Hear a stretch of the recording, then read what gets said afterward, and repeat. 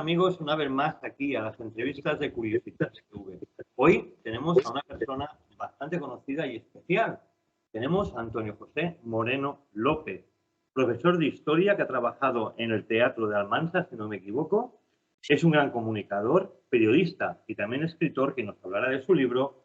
Es colaborador también de Cuarto Milenio y ha hecho grandes investigaciones con también el investigador conocido como Javier Pérez Campos. Como hemos dicho, nos hablará de su libro, que presentó el 17 de noviembre de 2022, si no me equivoco, que era el libro Diario de un opio en Hispania. ¿Qué nos puedes decir de este libro, Antonio? Pues lo primero, saludaos a todos y cada uno de los que estáis ahí al otro lado y que nos están viendo en este momento. Y bueno, pues esa fue mi primera incursión, un poco lanzándome a ese océano de la literatura, de la redacción y sobre todo de la edición. Seguro que vosotros lo sabéis bien y muchas de las personas que nos ven. La edición es complicadísima hoy en día, pues tienes que tener unos referentes editoriales, económicos también. Y bueno, pues me lancé a la autoedición de un libro que se llevaba fraguando en mi mente pues bastante tiempo. Y era un poco las reflexiones a partir de un blog que yo tenía, donde unía un poco la investigación, el misterio, la historia, y tomó cuerpo poco a poco, y a raíz de la pandemia, que a todos nos marcó, pues a mí me lanzó definitivamente a imprimirlo, a editarlo, a autoeditarlo, y sobre todo, pues a dárselo a conocer a otras personas, porque muchas veces escribimos cosas, las metemos en un cajón y esperamos a mejor tiempo, pero creo que fue el momento decisivo y una experiencia muy gratificante, la de esa primera aventura literaria, y espero que no sea la última.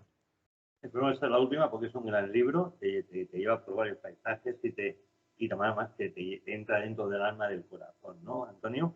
Una cosa, eres también un buen conocedor del castillo, que es un sitio mágico, el castillo de Calatrava, que fue un enclave de la reconquista de la península, y te hemos visto investigando en el castillo. ¿Qué nos puede decir de ese castillo, de esa zona tan magnífica y tan mágica como es ese castillo Calatrava a nivel de misterio y a nivel de investigación?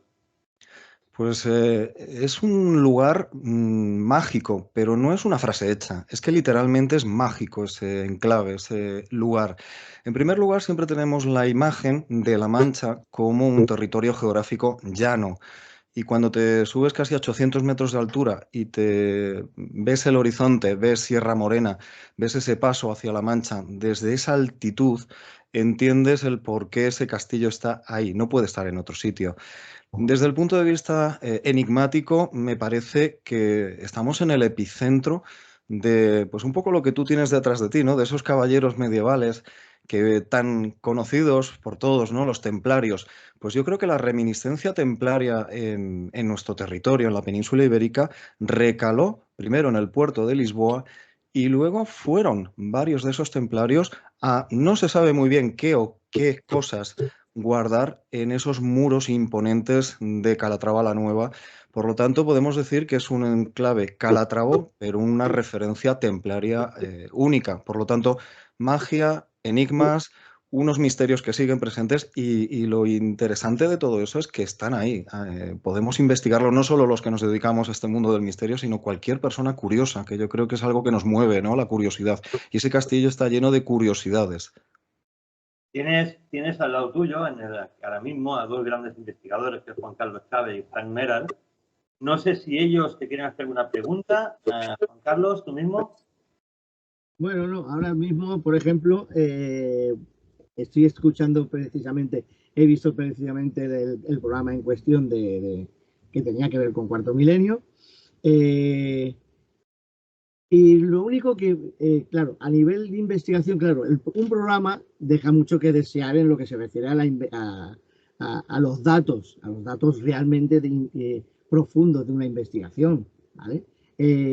Claro, nosotros, por ejemplo, Frank y yo, sobre todo, que somos muy parapsicólogos, bueno, no muy parapsicólogos al 100%, nos dejamos de otras dinámicas e historias y nos dedicamos más a la parapsicología.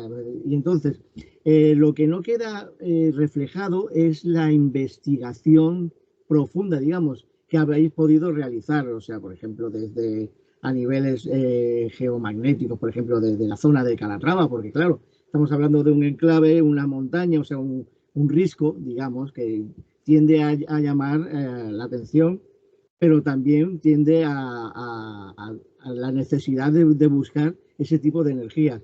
Ese tipo de investigación más técnica, que no como tal, como parapsicológica, la realizasteis, porque claro, ya digo, el reportaje no queda reflejado. Más que no queda reflejado, Juan Carlos, lo que pasa es que el formato televisivo tiene unos tiempos.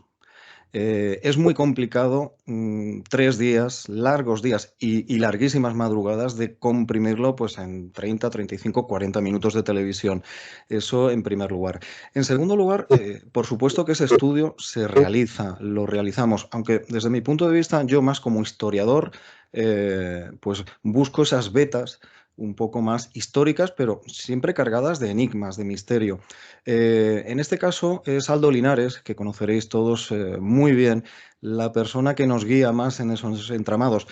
Estoy de acuerdo contigo y de hecho fue uno de los elementos que hablamos y que yo también viví en primera persona con esa sala capitular, ese aislamiento que tiene ese carácter parapsicológico y sobre todo enigmático, porque claro, en el reportaje creo recordar que fueron un fragmento de 3, 4, 5 minutos, y evidentemente fue un aislamiento de más de una hora de duración y ahí pasan muchas cosas, evidentemente. Nosotros lo que no hacemos es una referencia sine qua non, es añadir nada o quitar nada. Es decir, si pasa algo, pasa, si no pasa, no pasa. Y tenéis en vuestra gran experiencia esa situación de que muchas veces el misterio nos rehúye, ¿no? Puede llegar 5 minutos antes e irse o 5 minutos después de llegar tú. Eso es así. Pero sí es cierto que vivimos cosas muy especiales. Yo me acordaba mucho cuando estaba allí investigando las referencias de Jesús Callejo, cuando nos habla de lugares de confluencia de poder, la tierra, el agua. Hay zonas subterráneas, hay ríos subterráneos que pasan literalmente bajo esa montaña y es evidente que la fuerza geodésica es un punto neurálgico. Yo digo que es un punto límex, ¿no? Esas zonas de frontera, no solo física, ¿no? Entre reinos, sino también entre territorios de la realidad más ostensible, más cercana, y esa otra realidad que nos susurra, ¿no? Que nos echa el aliento en la nuca a veces y cuando miramos ya no está. Pues algo de eso nos pasó. Os pongo en referentes, Juan Carlos.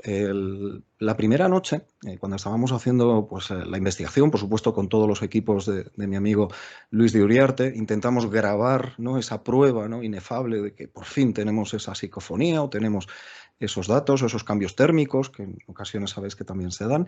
Y en muchas ocasiones, bueno, pues esperas y no se da la situación. Bueno, pues primera noche, estamos preparando todo el equipo, nos vamos a situar en diferentes puntos de este castillo, de este claustro con iglesia. Es que es una construcción imponente y percibimos olores. Un olor muy fuerte a cera y un olor muy fuerte a incienso, en un lugar que luego nos informamos no tenía una flora característica de incienso de ningún tipo y mucho menos de vela encendida, te estoy diciendo, a la 1 de la madrugada.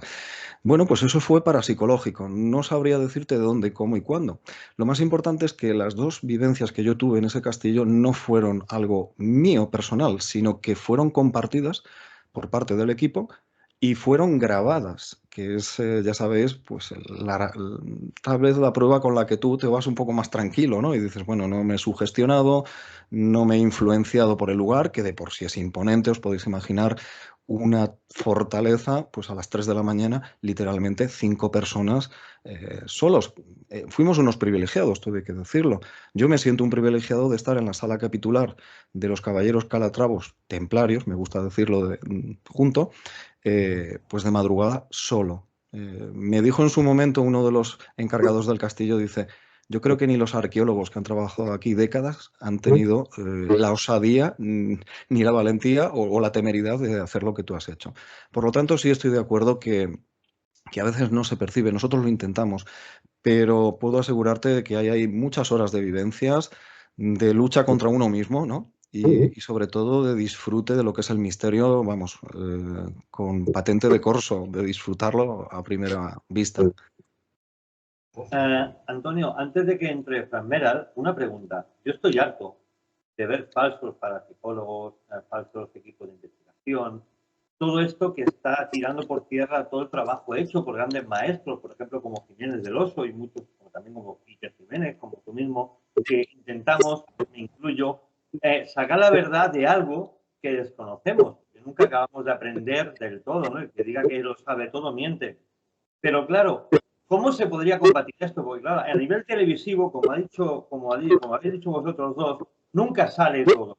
No salen ni las mediciones, no salen las personas que están con un boli y un papel estudiando los sonidos, no se hace una investigación previa, no se habla de historia, porque la historia del lugar es tan importante o más importante que la parapsicología. Y esto muchas veces lo hemos hablado con Frank Meral en el programa de radio que teníamos conjunto. ¿Qué le dirías a toda esa gente para que dejara de hacer la tontería de hacer el parapsico-show, circus, que le llamo yo? Lo has definido muy bien, David. Yo creo que vivimos una época en los años 90 donde la televisión, sabéis que cambió, y tuvimos muchos gurús de muchas cosas que nos vendían humo parapsicológico, humo televisivo. Cuando yo creo que has mencionado una década, yo rindo admiración a la década de los años 70 y 80 en cuanto a investigación seria, coherente y algo que creo que debemos y creo que estamos haciendo bastante bien, me pongo el último y os pongo a todos vosotros delante, y es no separar lo parapsicológico de lo histórico, de lo enigmático, de lo antropológico, de lo cultural. Estamos hablando de lo mismo, sí es cierto que hay que parcelar, cada uno somos más especialistas de una cosa que de otra, pero yo creo que si queremos conocer a las sociedades, no tiene sentido solo conocer una sociedad desde el punto de vista económico, que es muy importante, o histórico, y lo espiritual. Se ha movido precisamente a lo económico y a lo histórico. Y por supuesto que lo histórico nos da tal vez las primeras llaves para abrir las primeras puertas a otras cosas.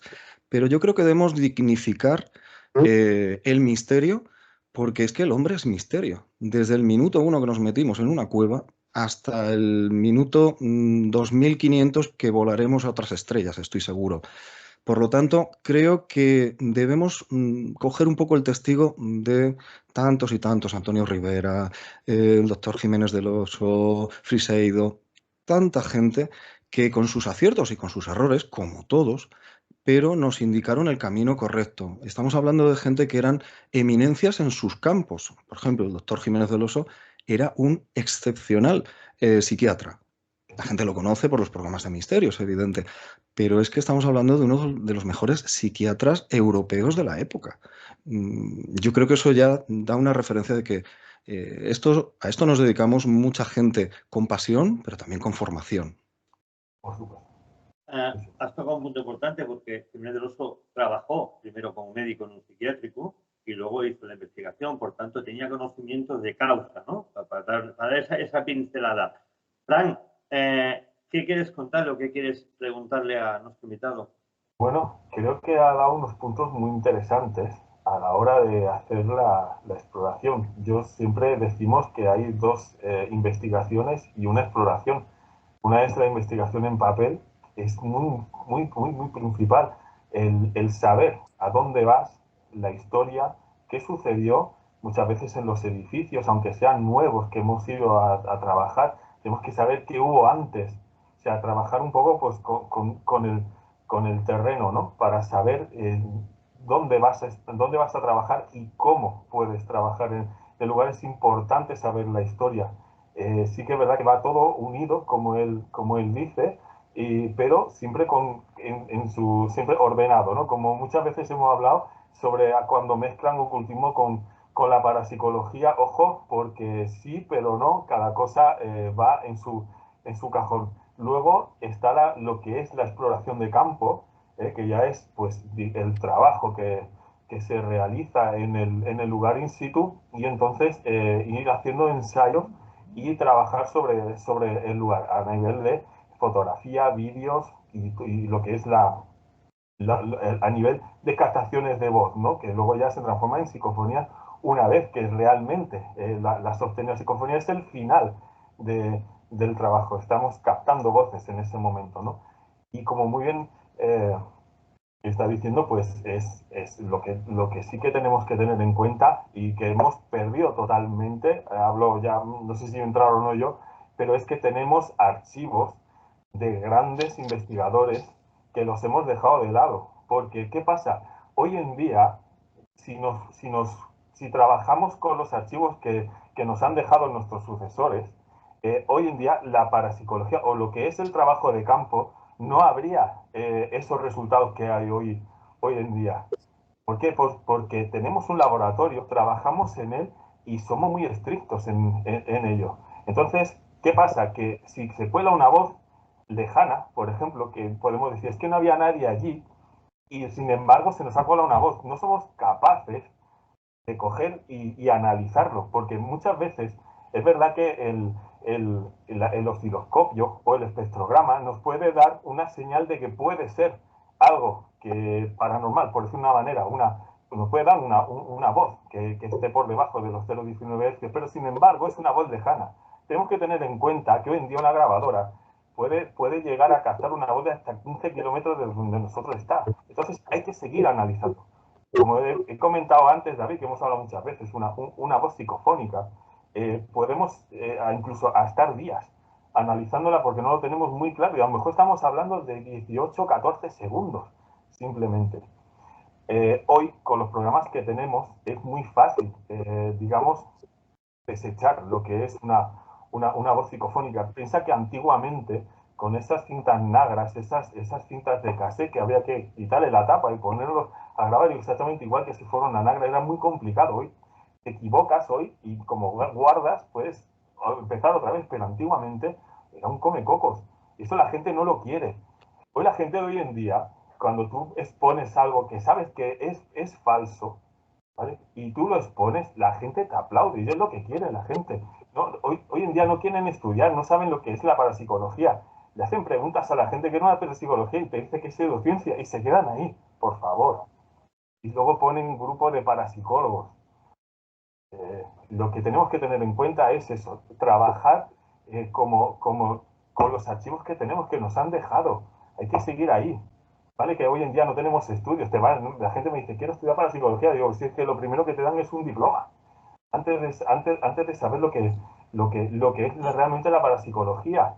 Entonces, por favor, aunque no, hay libros antiguos. Sé que hay libros muy, como digo yo, como que son caramelos como de café, que son muy pegajosos, pero son los que realmente te enseñan lo que es la parapsicología. Y el trabajo de campo tenemos que ser muy serios a la hora de hacerlo. O sea, cuando salen imágenes, o sea, lo que tenemos muy claro es que cuando nos aparecen algo, me lo invento, un detector, un infrarrojo que aparece en ese momento, que se enciende, o en las cámaras, tenemos que trabajar in situ, en ese lugar, saber si realmente lo que me está mostrando las cámaras es cierto. O sea, hay cosas que no te puedes llevar al laboratorio, como por ejemplo una fantasmogénesis o similares, como hemos estado hablando antes, ¿no? Tenemos que ser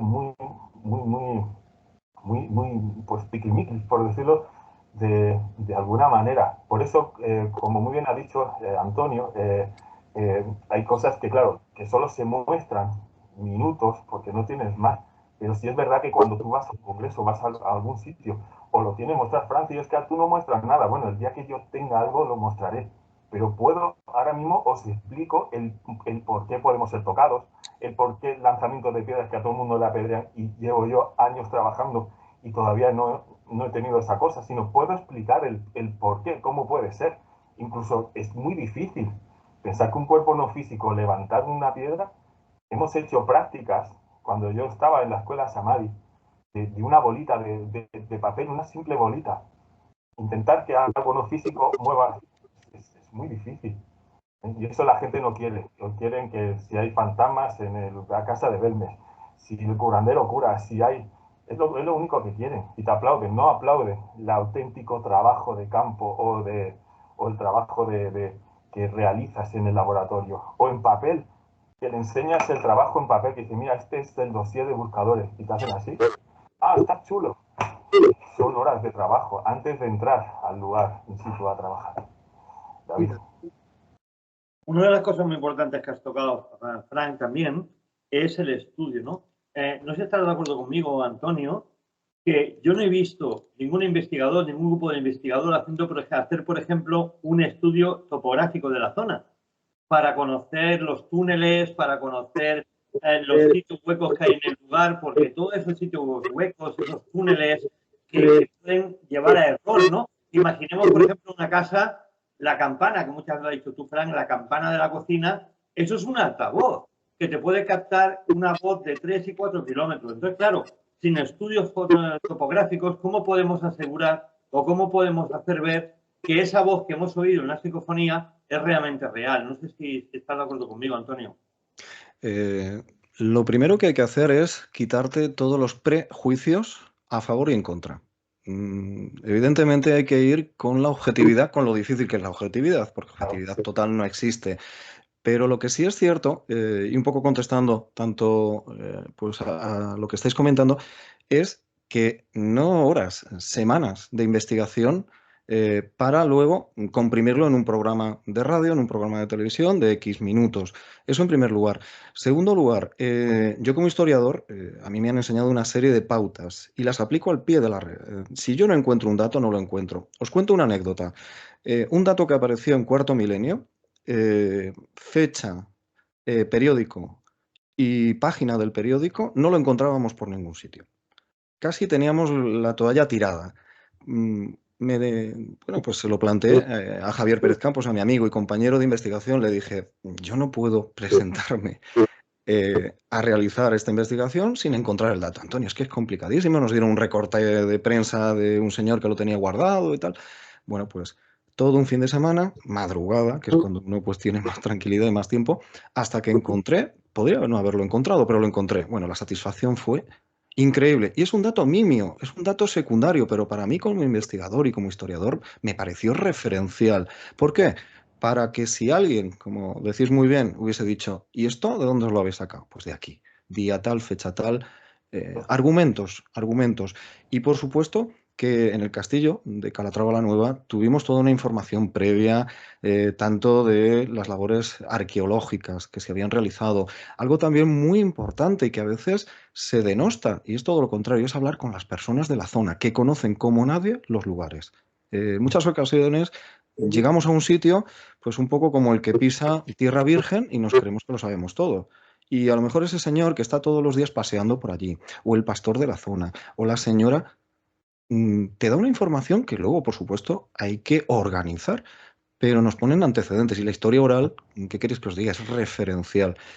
También, por lo tanto, vuelvo un poco al inicio. Cuando se nos habla de investigación, es que es investigación y yo creo que la investigación del misterio, somos un poco heterodoxos, a lo mejor en nuestra forma de enfocarlo, porque se nos nota la pasión, porque es pasión, pero luego todos los diferentes elementos de investigación, ya me gustaría a mí que en muchas otras diferentes planteamientos de periodismo tomaran las mismas referencias, se tomaran el mismo tiempo para investigar, no sacaran el titular facilón, sino que detrás de ese titular hubiera algo más. Yo creo que la parapsicología, que por supuesto, como en todo, en la investigación hay de todo, pero yo creo que hay un núcleo de personas que cuando damos un titular estamos muy seguros de dónde ha salido y por qué ha salido. Juan Carlos, ¿tienes algo que aportar? No, estoy totalmente de acuerdo, precisamente con esto de lo último que ha dicho. Lo único, pues, bueno, volviendo un poquito históricamente a lo de Calatrava y la investigación, claro, la mayoría de de las construcciones templarias o donde estuvieron presentes los templarios, por lo que he podido mirar y visitar en otros lugares, normalmente venían a construir encima de construcciones anteriores. O sea, o por ejemplo, desde la época o un fortín romano, una fortaleza o un templo que hubiera sido, por ejemplo, íbero, celtíbero y demás. El de Calatrava, o sea, cumple con este tipo de requisitos o sea, de construcción anterior a lo que es la construcción media, o sea, de la Edad Media, o sea, la construcción templaria. Efectivamente. De hecho, hay mucha controversia de cómo se llamaba la construcción anterior. Era un castillejo, era una alcazaba árabe posiblemente, pero si ese es de libro, absolutamente el enclave, si no lo conocéis os invito a que alguna vez lo veáis, que desde tiempos inmemoriales era una zona alta dentro de una zona muy llana, como es La Mancha. Por lo tanto, esa zona tiene una referencia de construcción impresionante anterior. Luego podemos variar de influencia árabe, influencia visigoda, pero en el fondo estamos hablando de construcciones. Es más, en tan poco tiempo, un castillo de esas dimensiones se plantea claramente que tuvieron que aprovechar muros, contrafuertes, etcétera, ya existentes anteriormente, incluso la reutilización de materiales. Se me está viniendo a la cabeza, por ejemplo, la archiconocida Mezquita de Córdoba, y luego analizas y la cantidad de columnas y de capiteles que encontramos ahí son visigodos, de la iglesia de San Vicente, no son de la mezquita propiamente que fueron elaborando los musulmanes. Se repite en La Mancha y en todos los lugares. Os pongo, por ejemplo, que muchas de las ermitas que hay en torno al castillo de Calatrava la Nueva, de las poblaciones cercanas, todas tienen una referencia anterior grecorromana, clarísimamente, que coincide además, curiosamente, con la advocación a diosas del panteón griego y romano, que luego, evidentemente, la irrupción del cristianismo transmutó pues, a Nuestra Señora la Virgen de tal, pero que previamente era Diana, Afrodita, etcétera, etcétera. Eso es así. ¿Por qué se hace? ¿Por qué lo hacemos? Pues yo creo que por practicidad, pero también por imposición. Yo llego donde soy yo ahora el que lleva el poder al lugar, y la mejor manera de borrar al que había antes es ponerme sobre él físicamente en el sentido de mis construcciones. Es ley de vida, es ley de la historia, y eso nos ayuda también a conocerlo. Y es verdad, incluso cuando vemos yacimientos arqueológicos, que nos podemos ir hacia abajo, 7, 8, 10 capas. Se me viene ahora, por ejemplo, la zona de Troya con Schliemann, bueno, y siguen encontrando más abajo los arqueólogos más datos. Por lo tanto, yo creo que ese castillo tiene una historia evidente que hemos comprobado, pero el problema, lo que nos decían, ¿no?, los propios referenciales, personas que están allí trabajando, es que no podemos excavar. Es que la roca, es que hay túneles que están horadados, es que están literalmente, se han venido abajo o se utilizaron como escombreras, literalmente. Por lo tanto, tenemos dificultades, como decíais, en cómo se entiende nuestro trabajo, pero también tenemos dificultades físicas. Y como a veces habéis seguro oído, poderoso caballero es don dinero, y si no hay dinero para cultura, imaginaos para los que nos movemos en estos temas. Antonio, una de las cosas que has tocado, que es muy curiosa, es el reaprovechamiento de los sitios, no solamente de los templarios, sino de todas las culturas, de todas las religiones. ¿Cuánta historia se cree que se haya podido perder por culpa de estos reaprovechamientos del lugar? Porque claro, estamos hablando, a lo mejor, yo qué sé, me llevo ya a, como has dicho tú, a Troya, toda aquella parte de aquí, pero aquí en España, ¿cuántas culturas hemos perdido y historia hemos perdido de nuestros antepasados por culpa de esto? Pues yo creo que es mi opinión, en ese sentido. Yo creo que cuando tenemos mucho de algo no lo valoramos igual que cuando hay poco. Eh, Estados Unidos, se me viene a la cabeza, una historia, claro, antiquísima, pero su historia, la que ellos consideran, pues bueno, ya sabes, llegada de los primeros colonos británicos, 13 colonias, hasta hoy. Bueno, sabéis que hacen un monumento de cualquier cosa y es admirable. Y nosotros, los mediterráneos, griegos, italianos, hispanos, y cuando digo hispanos digo a nuestros hermanos los lusos, portugueses, que yo creo que nuestra historia es muy, muy común y muy cercana. Tenemos, tú vas a cualquier ciudad, a cualquier pueblecito, y es que te tiene una joya arquitectónica que dejaría boquiabiertos a la mitad de los países del mundo. Y nosotros la tenemos, sí, la iglesia del... Yo creo que al tener tanto patrimonio a veces, pues nos hemos saturado y no le hemos dado el valor que tiene realmente. Y en segundo lugar, todo lugar, su historia es de épocas gloriosas y épocas de decadencia.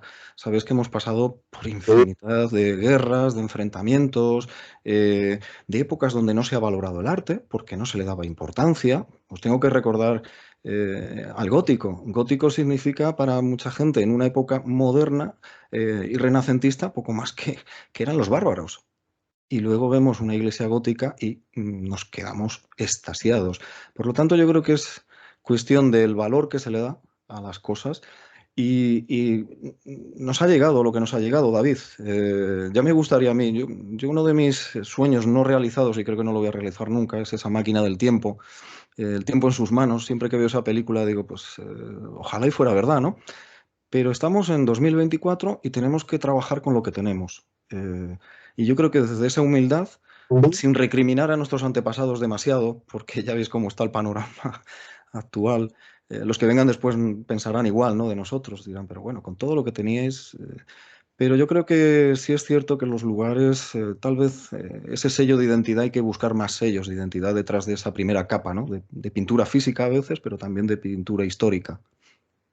Qué importante es, Antonio, también te lo digo a ti, Frank y Juan Carlos, conservar los sitios que se va a investigar, ¿no? Porque yo he visto muchos investigadores que han visto, yo qué sé, una jarra, me la llevo para casa, qué bonita. Han visto cualquier cosa y me lo llevo para casa, ¿no? Y no nos damos cuenta que a nivel histórico, no solamente a nivel paranormal, sino a nivel histórico, cualquier detalle, cualquier piedra, una piedra que esté encarada al sur y la movamos 1 centímetro, la cambiamos de orientación, nos puede dar una cantidad de datos de nuestros antepasados y que la gente eso no lo valora. Y eso se usa mucho, lo sabes, Frank, que mucha gente llega a los sitios y se lleva las cosas. ¿Qué pensáis vosotros de este tema? Frank Mira, mismo. un poco hablando sobre lo que estaba hablando Antonio, es verdad que hay muchas construcciones ¿Qué se oye? que hay por ahí una... digo que, por ejemplo, lo que estaba diciendo Antonio, hay construcciones en las cuales las hemos echado a perder y creo que a nivel histórico nuestro, como dice patrimonial, sería súper importante. Mira, hablo, por ejemplo, aquí en Arenys, que está Camun, que es una casa de indianos, por ejemplo, como en otros pueblos que hay casas de indianos y están destruidas.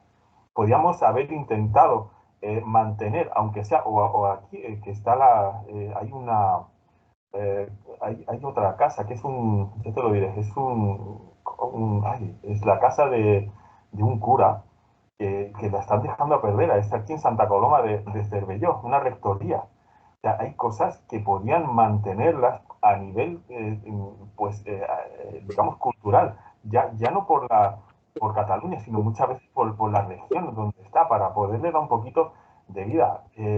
Sin embargo, sé que estoy hablando un poquito más moderno, ¿no? Pero, por ejemplo, lo que es el edificio del Tórax, ahora es audiovisual, se le está dando vida.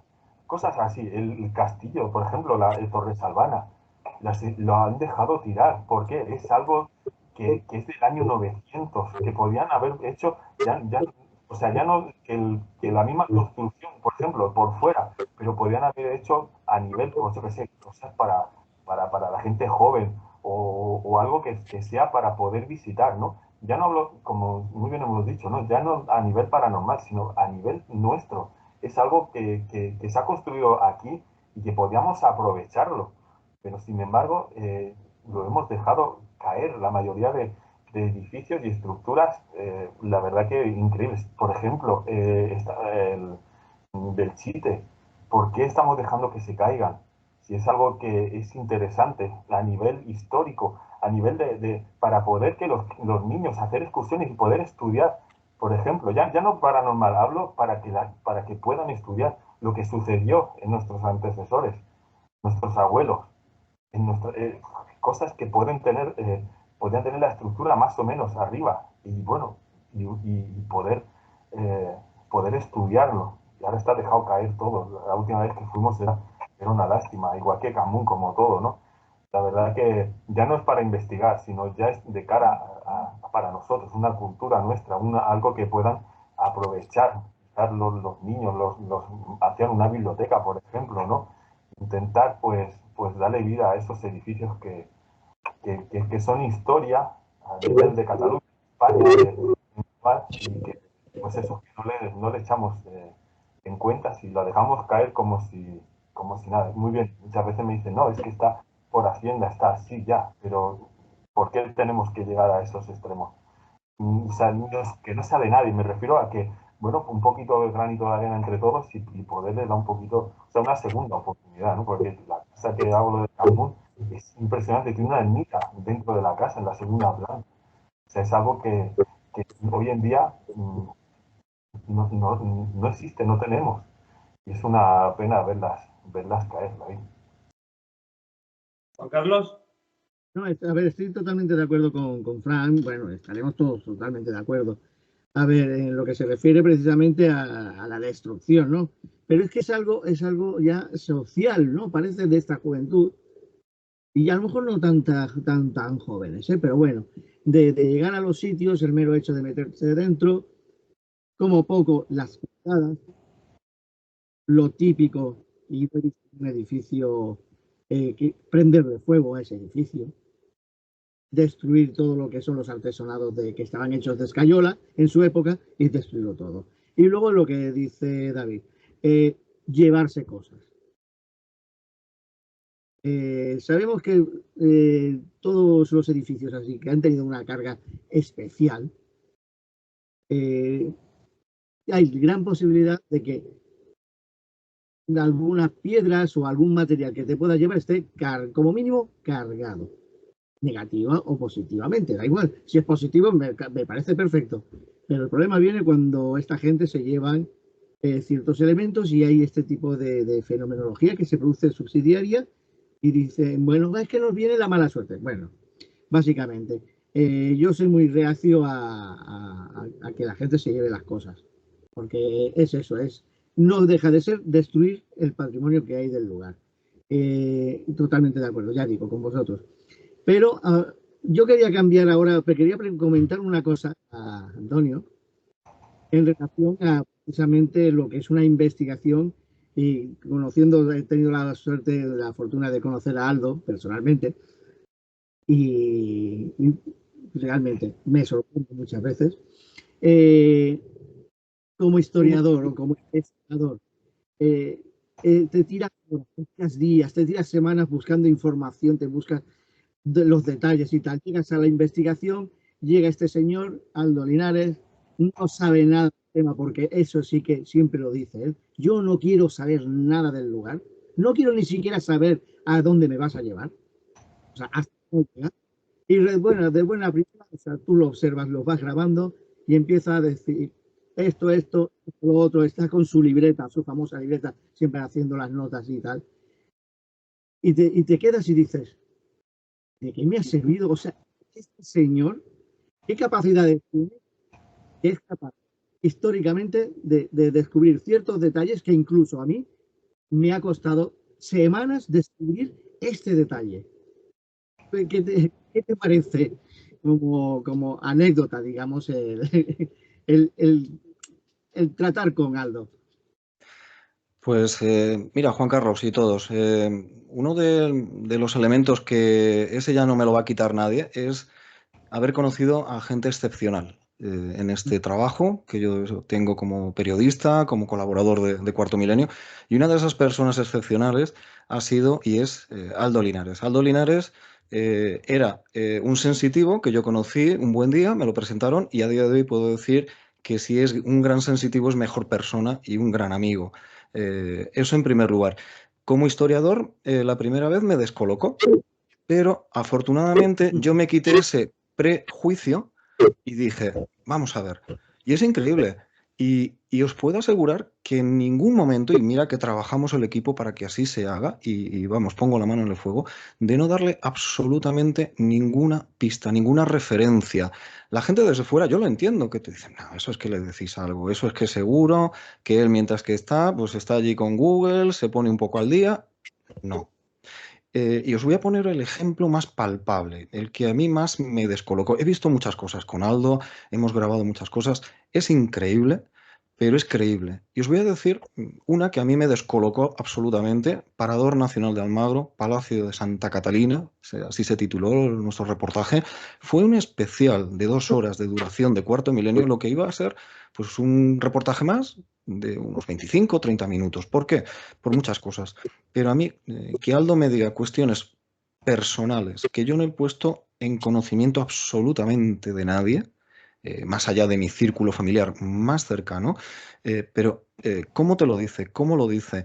No va alardeando de nada, que yo creo que en este mundo también hemos encontrado a muchos referentes que poco más que el epicentro son ellos y el resto pues somos espectadores. Aldo no es así y a mí me descolocó, pero sobre todo para mirar con otros ojos lo que nos rodea. Yo creo que igual que donde yo no veo nada más que un brazo, un cirujano ve otra cosa, o donde un astrónomo ve muchísimas cosas, yo solo veo estrellas, creo que hay personas que tienen una sensibilidad que donde nosotros miramos y no vemos, ellos ven. Eh, Llámale X, pero para mí Aldo es algo, lo que hace muy especial, él es muy especial, y os puedo decir que las grandes revelaciones de Aldo, yo las he tenido cuando hemos estado hablando, en los cambios de lugar, en los descansos, y os aseguro que es una persona que irradia tranquilidad, sosiego, humildad, y sobre todo que estoy seguro de que algo siente, algo percibe. Y es sorprendente. Yo lo entiendo que a la gente le choque, pero a mí a día de hoy lo que me chocaría es que no nos dijera cosas. Y yo llevo 2 años con el equipo de Cuarto Milenio, pero hay personas que siguen Aldo y han estado trabajando con él pues muchísimos años. Y me lo dicen, Antonio, es que nos descoloca igual, es que da igual que hayan pasado 20 años, que es que al final nos dice lo que la señora no nos ha contado hasta tiempo después. Por supuesto, siempre desde el respeto a los testigos. Hay cosas que Aldo dice y nosotros escuchamos que luego no salen en antena, pero por respeto a los testigos, que creo que es muy importante en este mundo. No todo vale. Y os puedo asegurar que yo he escuchado cosas de Aldo que las personas se les caían las lágrimas y nos han dicho, es que eso me lo dijo tal persona y solo lo sabía yo y esa persona. Y ya no está aquí en este mundo, o sea que no hay fuente de infiltración. Es alguien muy especial, yo le tengo muchísimo cariño a Aldo y bueno, pues es una de las alegrías de este trabajo como investigador de Cuarto Milenio. Antonio, volviendo otra vez a la historia,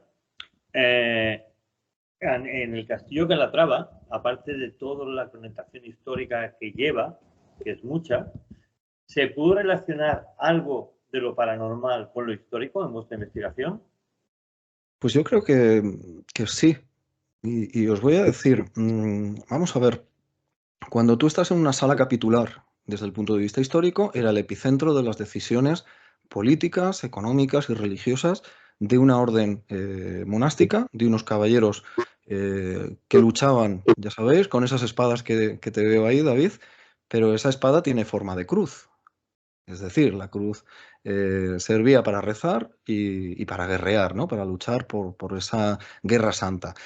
Pero cuando miras a las paredes y ves símbolos circulares que son antiquísimos y que son símbolos de protección, pues se encienden las bombillas, ¿no? Y dices, esto no está aquí por casualidad, no es un símbolo en principio ostensiblemente cristiano, religioso, pero luego tiras de hemeroteca, tiras de investigación y te das cuenta que algo hay.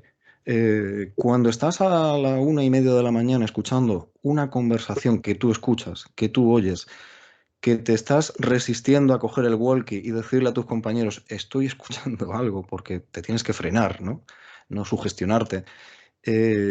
Y lo escuchas y al final lo dices, se graba y te dicen unas personas, como nos pasó con un señor que cuidaba un poco del entorno de allí, dice, es que esto mismo que tú dices que te ha pasado desde hace décadas. Hay gente que ha venido aquí sin ningún tipo de conocimiento de lo paranormal y bueno, que se ha ido, unos espantados, otros sorprendidos, y el propio persona encargada de cerrar, era el último que cerraba normalmente el castillo, nos ha dicho que, bueno, a veces ha hecho el recorrido a un tiempo récord, porque él estaba convencido de que había personas dentro, ha hecho la ronda, no había nadie, y bueno, ha salido como alma que lleva el diablo. eh, y algunos nos confesaba que de noche, vamos, que tendría que ser muy importante para que él volviera y subiera ahí arriba. Algo debe haber, algo debe haber. A lo mejor ahora lo llamamos parapsicológico y dentro de 50 años tendremos la explicación, no lo sé. Pero lo que hay que ser es coherente. Y yo creo que somos un equipo coherente. Si hay, perfecto. Si no hay, perfecto también. Tan solo la historia ya es apasionante. Pero yo creo que hay algo más que la historia. Fran, Para hacer una ronda de preguntas y consultas, dime. Bueno, lo que estaba hablando antes de Aldo, de la percepción extrasensorial de las personas, la verdad, como hemos hablado antes tú y yo, David, ¿ves? Es importantísimo reconocerlo, puesto que gracias a ellos también es una gran ayuda a nivel para el historiador, como para los investigadores como nosotros, porque ellos pueden llegar incluso a lugares o reconocer algo que todavía nosotros en nuestro historial, por ejemplo, no estamos, o incluso te sorprenden, como por ejemplo nos pasó a nosotros en una casa de Córdoba, la compañera nuestra, con nombres y apellidos de los que vivían allí y nos los iba dando de uno en uno. Es más, recuerdo que también nos dijo que había un tal Antonio, nos dio una cara, una facial con unas cejas muy pobladas, no sé qué, y nos quedamos un poco y la mujer llegó con un marco de un cuadro antiguo, de una foto, y me dijo, es este el que me está refiriendo, ¿no? Me refiero a que es muy importante lo que él estaba diciendo, y sobre todo cuando realmente un medium hace realmente el trabajo y no lo que estábamos hablando antes. O sea, cuando una casa está mala, como dijimos, la infestación, o sea, que ellos trabajen, digamos, codo a codo con nosotros, es importantísimo. Nosotros podemos dar datos, pero ellos nos pueden incluso hasta decir cómo y dónde, de qué manera trabajar en los lugares en los cuales esa supuesta canalización que están haciendo, esa percepción que ellos tienen, pues nosotros no lo tenemos y nos pueden ayudar en muchos aspectos. Y es verdad que, como también ha dicho mi gran amigo Juan Carlos, eh, eh, las piedras, las cosas que pueden haber en esos lugares, pueden ser que incluso sean hasta pequeños vórtices en los cuales pueden ser que estén metidos ahí, en ese lugar, que nos pueden dar esas pistas, ¿no? Hemos hablado muchas veces en casas en las cuales hemos ido y hemos tenido que decir a la gente que tienen que hacer una limpieza, un tipo de fixing para poder seguir trabajando en esos lugares, porque incluso los medios nuestros nos dijeron que incluso hasta en un plato, en lo que estuviera allí en cualquier figurita, podía ser un vórtice y no localizarlo, ¿no? Entonces, es interesante, incluso como también los cimientos, por supuesto, ¿no? Cuando hablamos de psicofonías, como está diciendo Antonio, en la cual oyen esas conversaciones, ¿vale? Piensa que la psicofonía podemos captarla en cualquier lugar, captación de voz, incluso en vuestra casa, donde sea, porque estamos hablando de vibraciones están por delante nuestro. Hay miles y miles y miles de vibraciones, pero solo percibimos un 1%, es muy poco, que es la televisión, los coches, el microondas. Esto cuando digamos que esa psicofonía de esas voces que se oyen, esas conversaciones, es el lugar en sí, o sea, son impregnaciones del lugar. Imagínate que muchas veces cuando hablamos de una psicofonía es una impregnación, bueno, no, quiere decir que son vibraciones que están, pero cuando siempre se graba hola, hola, o voces así, quiere decir que son voces del mismo lugar. Es como, por ejemplo, cuando vamos a un colegio, imagínate que vamos a un colegio abandonado y te pones a grabar y grabas ruido de niños gritando, no quiere decir que esos niños estén fallecidos. Hay psicofonías de personas vivas, que hemos hablado muchas veces, y son impregnaciones de ese lugar, ¿no? O sea, lo importante, que es lo que me vengo a referir, es saber en todo momento el trabajo que estás realizando y realmente de dónde pueden proceder esas dichas captaciones de voz o psicofonías. Juan Carlos. Sí, se me ha ido de la cabeza, iba a comentar un detalle, pero se me ha ido de la cabeza. En relación precisamente, bueno, a esta de psicofonía. Ah, no, ahora, ya está, ya he llegado, ya voy. Ahora, a ver, estará de acuerdo con nosotros en el tema este de que a nivel paranormal, o sea, en parapsicología real, son muy pocos, con los dedos de una mano, los casos de fenómenos realmente importantes o de apariciones incluso que se están en el mundo. ¿Vale? O sea, nosotros cuando vamos y hacemos una investigación, lo máximo que hay es un pequeño poltergeist, algún tipo de fenómeno, un movimiento de algún objeto,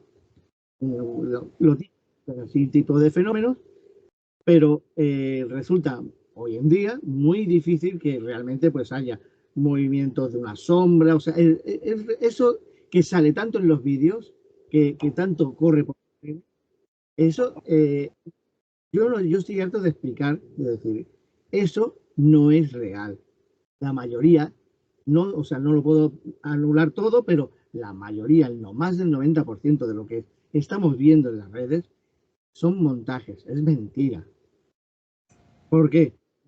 Si hacemos una investigación y tú lo sabrás, por ejemplo, o sea, bueno, vosotros lo sabéis, vais a hacer una investigación y aparte de lo que son las pequeñas psicofonías que se puedan captar, pequeñas o mayores psicofonías, la mayoría de las veces son todo sensaciones. Son algo que, por ejemplo, pues eso, la sensación de ser observado, como mucho, por ejemplo, fallo en los equipos, que ahora resulta que está revisado y ese equipo falla, lo coges, lo revisas, vuelve a funcionar, lo pones, funciona un momento, vuelve a fallar, pero eso es lo máximo que realmente es lo que se capta en una investigación. Yo a lo que voy es que ¿qué sistema o de qué manera podríamos, los que realmente intentamos hacer las cosas mínimamente en serio, cómo podríamos, no detenerlo, yo creo que es difícil, pero parar y aclarar en las redes, o sea, qué es real y qué no es? O sea, qué es una investigación bien hecha y qué no es una investigación bien hecha. Y eso realmente, pues, básicamente lo lanzo en el aire para David, para Frank y para ti, Antonio. Antonio. Pues haces una pregunta interesantísima, Juan Carlos. Vamos a ver, puertas al mar complicado, porque las redes sociales, internet, ya sabéis. Yo creo que todavía tenemos ahí un sexto sentido para muchas cosas y también para el tema de lo paranormal, de lo enigmático, de lo misterioso. Yo creo, lo hablábamos hace poco, varios compañeros de Cuarto Milenio. Cuarto Milenio lleva 19 años en antena y si le sumamos Milenio 3, pues echad cuentas. Por algo será. Por algo hay gente que sigue ese programa. Hay mucha gente que nos ataca. Lo entiendo, no lo comprendo, pero lo entiendo y lo respeto. Pero yo creo que la trayectoria de una persona lo vale todo, en este mundo y en cualquier mundo. Que nos hagan montajes, que haya espectáculo, que nos venga toda la moda anglosajona de programas donde en todos los programas ven 18 fantasmas, 25 sombras y 16 psicofonías. Yo los felicito.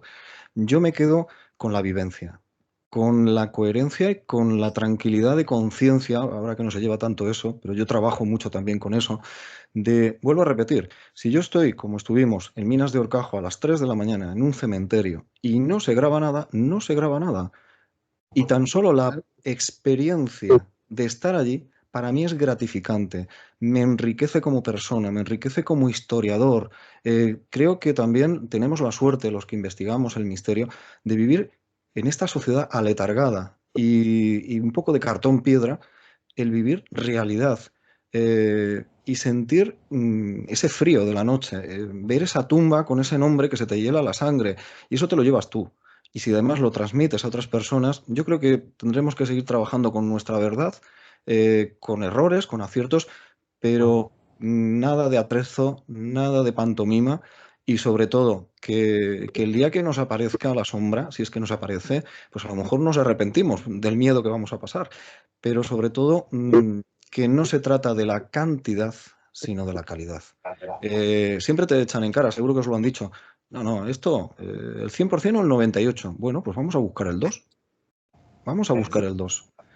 Yo sigo buscando con mis compañeros el 2, ese 2%, el 5%, y sobre todo el camino. El camino de búsqueda creo que para mí ya es mágico y merece la pena. Y si al final del camino encuentras algo, perfecto. Y si no, pues pues siguiente etapa. Yo creo que me gustan muchísimo los mitos clásicos y yo creo que somos un poco como Jasón y los argonautas o Ulises. Vamos en busca de conocimiento, de cultura, de experiencias. Y si eso además nos lleva a otra cosa, perfecto. Y si no, pues que nos quiten lo bailado, si me permitís la expresión vulgar. Mira, Antonio, has tocado un tema que me ha puesto la piel de gallina, y es el tema que has hablado, de lápida, cementerio y nombre, ¿no? Me llama la atención. Yo me acuerdo que muy pequeñito, no sé si es tu caso también, que íbamos a estudiar al cementerio, cogíamos el nombre de una lápida que nos llamaba la atención y nos íbamos por el pueblo a investigar quién era esa persona, dónde había trabajado, quién era la familia. No sé si es tu caso también, pero creo que sí hemos tenido ese don, no sobrenatural, pero sí de descubrir lo que los otros querían olvidar. No sé si a ti te ha pasado lo mismo, Antonio. No he hecho ese tipo de investigación, pero sí te puedo decir que yo de pequeño sigo siéndolo, pero era muy preguntón a mis mayores, a mis abuelos. Os pongo en referencia, mi abuela murió con 103 años, es decir, un siglo, más de un siglo, y yo le preguntaba muchas cosas y siempre salía el Camposanto. Por alguna razón, ese señor que llegó casi de noche y le saludó a alguien y resulta que es que el cementerio estaba cerrada, la puerta, y a mí eso me apasionaba. O esos fuegos fatuos, ¿no? Que te decía tu abuelo que veían, ¿no? Cuando volvían de trillar y de segar en una zona como es La Mancha, muy agrícola. Yo esa relación con el Camposanto y mucho respeto. Fijaos que digo cementerio y Camposanto, porque me parece también una palabra apasionante, Camposanto, que siguen siéndolo. Bueno, pues esos cementerios yo creo que tienen muchas cosas y la propia estética. Sabéis que los Tanatotours están teniendo un éxito brutal. Y cuando uno se adentra por supuesto, desde el respeto, eso sí os lo puedo asegurar, no entramos como un elefante en una cacharrería, al contrario, los que tenemos ciertas creencias, además, creo que es un momento de respeto y de pedir permiso incluso, porque es la ciudad de los muertos. Y ahí tenemos que entrar de una manera muy especial. Pero es una de las experiencias que a mí más me llena. Además que te viene sobre la mente una frase clásica y es memento mori. Y es que algún día nos reuniremos con ese conjunto de no personas, o sí personas en otro plano, y creo que te pone en tu lugar, ¿no? Es una cura de humildad visitar un camposanto. No sé si Fran quería hacerte una pregunta, me ha parecido. Bueno, no, es la relación con lo que has dicho antes, toda la razón. O sea, por ejemplo, nosotros hemos estado en el Fuerte de Dragao, en Portugal, estuvimos una noche trabajando, hemos estado trabajando también en Badajoz, o sea, hemos viajado y nos hemos venido pues con las manos vacías, sí, verdad, con pequeñas evidencias, pero te tienes que quedar con el trabajo, te tienes que quedar con lo que has hecho. Luego llega el análisis aquí en casa, en el laboratorio. O sea, mucha gente me ha dicho, es que nos hemos venido sin nada, pues vaya rollo de noche. No, no, te tienes que quedar con la experiencia. Son prácticas, son formas de seguir trabajando. A lo mejor no es el camino. Es como, por ejemplo, me voy a desviar un poco, pero es como, por ejemplo, cuando usas transradios. Tenemos transradios con diferentes frecuencias, o sea, con diferentes megahercios. O sea, podemos trabajar con 1400, con 9000. A lo mejor no consigues, pero puedes decir, bueno, vamos a probar con una frecuencia alta, con una frecuencia más alta. Son ensayos en sí lo que estás haciendo en el lugar. Ensayo quiere decir que, bueno, puedes tener resultados. ¿Cómo puede es ese 98% que ha dicho Antonio, ¿no? Luego está ese 2% que, bueno, que ahí está, que son para nosotros pequeñas eh, evidencias, ¿no? Y bueno, y es un poco lo que me venía a referir, que no porque vayas a los lugares siempre te tienes que encontrar con algo, simplemente pues hemos hecho kilómetros y nos hemos venido muchas veces con las manos vacías. El 90 y tantos por ciento, pequeñas evidencias, que es lo que te hace seguir trabajando en este maravilloso mundo que muchas intentan pues echarlo a perder, ¿no? Sobre otro aspecto que también he oído, por ejemplo, cuando la gente marca en un vídeo que se ven sombras, se ven... A ver, la mayoría de los vídeos que se ven son pixelados. O sea, no se ven claros. O sea, para nosotros automáticamente es anulado completamente. O sea, es desechable. Nos han intentado meter un demonio en una fotografía. Y dicen que es el demonio de Torres Albana. Cuando lo hemos analizado y hemos visto que es un corte y pega hoy en día, lo mismo de rápido es un corte y pega que es desmontar lo que es la parasitología, como digo, ¿no? O sea, es un problema. Hoy en día hemos echado charlas de lo que es realmente una exploración de campo, lo que conlleva un análisis, lo que es. La gente no le interesa. La gente a ti te deja de lado que le estás diciendo realmente lo que es. Incluso le puede decir, por ejemplo, ¿qué es prosopopesis? O qué es. O sea, tú haces, le haces la palabra y le das lo que es el significado y la gente le da igual. La gente se va a unas personas en los cuales enseñan fantasmas de donde no hay y tienen muchísimos seguidores. No hablo de que si me siguen más o le siguen a otros. Hablo de que la gente hoy en día no quiere estudiar, no quiere saber nada, solo quieren ver lo que hay.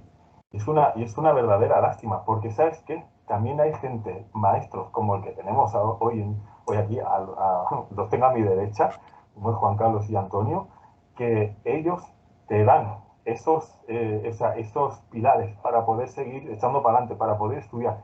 Pero hay otros maestros que en vez de seguir el camino de ellos, como por ejemplo Fran Recio, tenemos otros que se han montado en el tren del circo. Ellos son los que nos tienen que sacar del atolladero y sin embargo ellos siguen ese camino. Si ellos, que son el ejemplo a seguir, van por ahí, tú que no eres nadie, que intentas hacer una explicación, no te van a hacer caso. ¿Entiendes lo que te quiero decir? La rigurosidad es importante. El primero en ser, digamos, no creyente de las cosas es el propio investigador.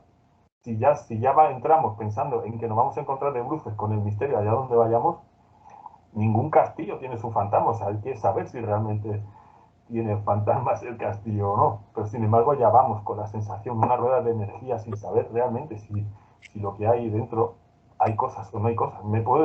Se me ha introducido algo dentro de mí, me lo he llevado, no. Yo te puedo dar una explicación, siempre bajo hipótesis. Siempre bajo hipótesis se explica porque no hay una tesis de parapsicología, es imposible, todo es abierto y explicas y explicas. No puedes cerrar nada en parapsicología. Por eso la ciencia, ya hemos hablado, no se lleva con la parapsicología, porque los resultados que busca la ciencia en la parapsicología es que los resultados siempre den el mismo resultado. Sin embargo, nosotros fallamos. Ese es el problema. Sin embargo, hay muchas cosas que van cogidas de la mano. La ciencia de la paraciencia, pero bueno, eso es otra historia. Es que te das a pensar y dices, te da mucho coraje de estas cosas, David, lo siento. Tranquilo. Antonio, si quieres responderle a Fran. Se me venía una frase, Fran, que yo me digo mucho a mí mismo. Es que este mundo en el que nos movemos, que está dentro del mundo y forma parte del mundo, no es mundo paralelo, es para una inmensa minoría. A veces yo lo pienso, es que no se trata convencer, ¿no? Venceréis pero no convenceréis. Pues yo creo que tenemos que buscar la búsqueda. Es que vuelvo a repetir, yo, evidentemente, imagínate un licenciado en historia, casi 30 años de carrera pedagógica, de clases, y quiero seguir aprendiendo. Y yo creo que esa es la clave. Yo tengo compañeros que no entienden. Leyeron una vez algo que venía en un libro y ahí se han quedado. Claro. Bueno, pues yo quiero cuestionar eso que pone en el libro, o quiero ampliar lo que pone el libro, o quiero añadirle notas a pie de página al libro. Bueno, en la búsqueda está la felicidad. La ortodoxia y heterodoxia, sabéis que siempre ha habido una gran lucha a muchos niveles, pero bueno, sin entrar en detalles y sin molestar a nadie, pero creo que la heterodoxia, bien entendida, pues da riqueza de cultura, de formación, de información y luego, por supuesto, desde la libertad individual que cada persona elija, elija. Pero eso sí, al elegir, que luego no nos venga pues a quejarse. Yo si no te gusta esto, lo entiendo, pero no hagas que a mí tampoco me guste. Claro, exacto, eso es. Juan Carlos, ¿tienes algo que la última cosa que decirle a Antonio? Pues nada, Sí, no, no, Juan Carlos. es general. Creo que es general en relación, por ejemplo, un poquito a, bueno, lo que habéis comentado. En relación, bueno, yo lo que suelo comentar cuando me preguntan, bueno, como parapsicólogo, pero, a ver, todo esto, digo, mira, digo, primeramente sí que ocurre de que es muy fácil decir, sí, yo soy parapsicólogo. Bueno, sí eres parapsicólogo, pero ¿qué bases tiene para decir que eres parapsicólogo? Segundo, digo, hay que ser realmente, tener mucha pasión por el misterio, por la investigación, para, como digo, pasar calor, pasar frío, que te coman los mosquitos y que te coman los bichos, que te vas a los sitios, que te caigas, que te, con suerte, por ejemplo, pues que si me he rascado un brazo, que si me he rascado no sé qué, donde hay que tener mucha pasión.